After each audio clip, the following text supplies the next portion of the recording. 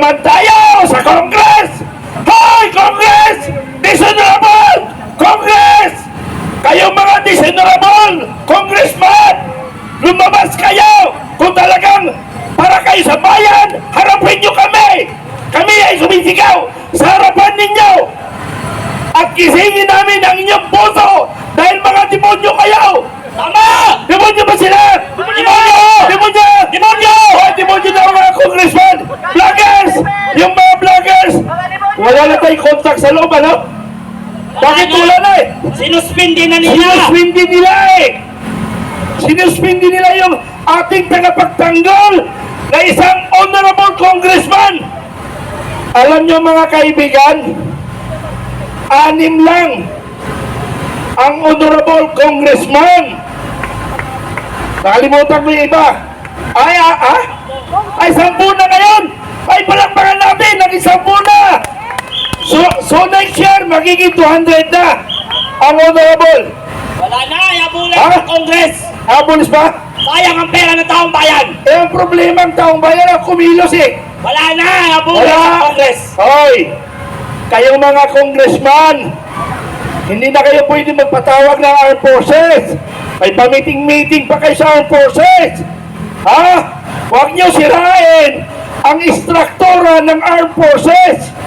Huwag nyo tawagin sila. Ang pwede lang magpatawag sa armed forces, only the commander-in-chief. Eh bakit si Romualdez? Ano ba ang power ni Romualdez? Ha? Si Romualdez ang may hawak sa liig ni BBM! Ganon. Pero may warrant of arrest na si Ikwan eh. Si Romualdez at saka si Maniwala ka doon! meron eh. Mambubudo lang ang presidente! Ay, oo nga, mambubud. Gago ka, Pangulong Marcos! Gago ka! Bakit? Ginagago mo ang Pilipino eh! Totoo ba? Totoo ba ginagago ni Pangulong Marcos ang taong bayan? Totoo! Dahil, nandito na! Si Atty. Paras at saka si aking may body! Si Kairek, nandito na! Yan ang papalit sa akin mamaya. Okay, nandito na. Lumalakas tayo ngayon. Lumalakas tayo. Pero pakiusap ko lang kung ano instruction ng Philippine National Police, sundin natin. Kasi inuutusan sila ng mga mandarambong. Pero ito lang yung panawagan ko sa armed forces at saka sa Philippine National Police. Tayong mga commander, mayroon tayong tinatawag na discretion of the commander. Mayroon tayong decision bilang isang commander na hindi susunod kung unlawful order, illegal order. Makinig kayo, PNP, EFP! Lagi na lang kayo sunod na sunod eh. Sabi nyo sa taong bayan kayo. Kasi nga, kaya nga gusto ko, pagpasok ko kanina sa Aguinaldo, gusto ko yung protect.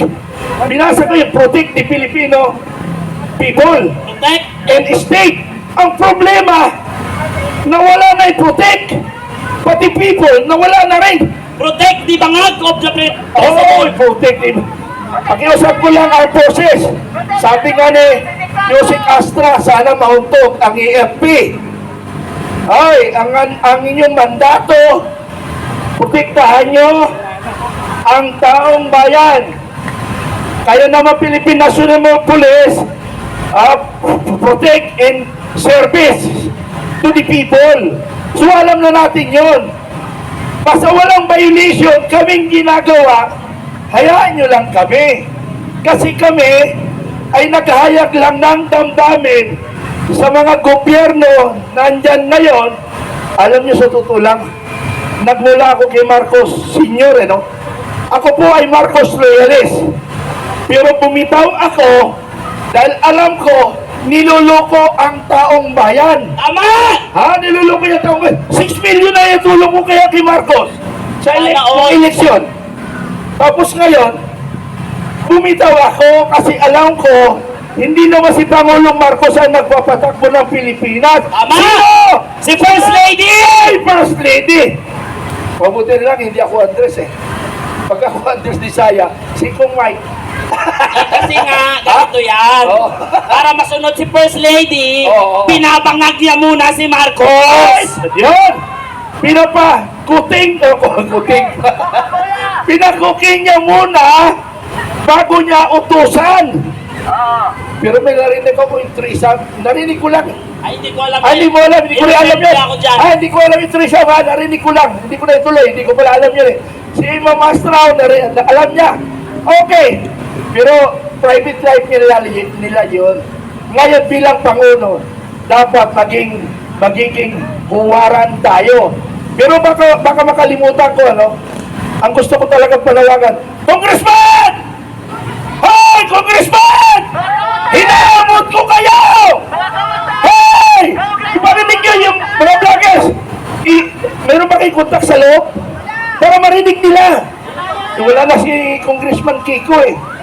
Meron daw, meron. Hoy, Congressman! Mga dishonorable! Mga walang iya kayo! Wala ako sinagaman ng bayan! Ama! Magtira naman kayo sa 2028! Ha? 2028, bago na nagkaman ng bayan! Magtira kayo! Pag naubos ang pera ng kaban ng bayan by 2028, ang taong bayan ang maniningil sa inyo. Kami ay mamamasyal sa inyong bahay. Alam namin lahat ng bahay ninyo. Kahit nasa Forbes pa kayo. Tumira. Kaya namin lusubin. Mali. Mamamasko. Mamamasyal kami, mamamasko pala kami. Hindi pala lulusubin. Mamamasyal kami, mamasko. Kami sa Malacanang. December 25, pwede tayo pumunta ng Malacanang eh. Pwede? Ha? Pwede? Pwede. Schedule natin 25 ano? Walang! Mamamasko tayo! Walang titigil I-ready hanggang natin walang sobre. Ha? bumababa. I-ready natin sobre. Marami ako sobre yata. Okay. Ang gusto ko lang, kaya kami narito mga kaibigan, gusto lang, ha? Malita! Ubus na yung malita eh. Sobre na lang natira. Okay. Kaya kami narito ngayon sa harapan ninyo mga kaibigan, gusto lang namin talaga na panawagan ang mga dishonorable congressman. Kasi nga, hindi nagigising ang kanilang puso. Sana by December 25, mga congressman, sana naman maawa kayo sa kaban ng bayan. Huwag niyong lapastanganin o huwag niyong retain ang kaban ng bayan. Mahiya naman kayo. Nagtataka nga ako sa congressman. Ikaw, ay matik na. Ikaw ba, yung congressman, hindi ka ba nagtataka? Hindi ako nagtataka dahil alam ko ang mga congressman ay mga kurakot! Ha?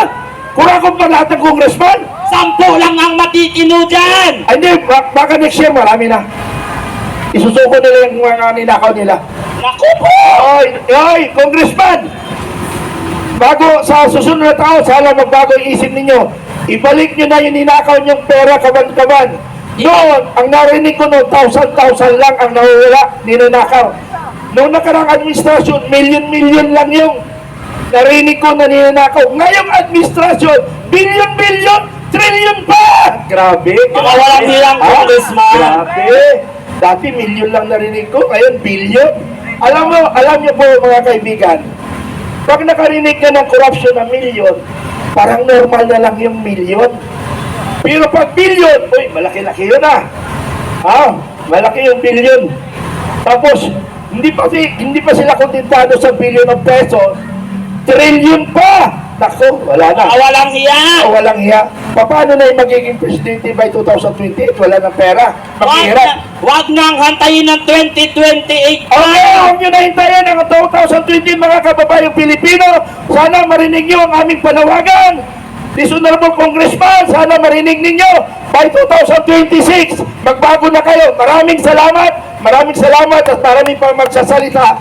At baka ulitin ko sasabihin ko, maraming salamat! Mabuhay ang Pilipino! Mabuhay ang Pilipino! Mabuhay ang Philippine National Police! Mabuhay ang Armed Forces of the Philippines. Maraming salamat.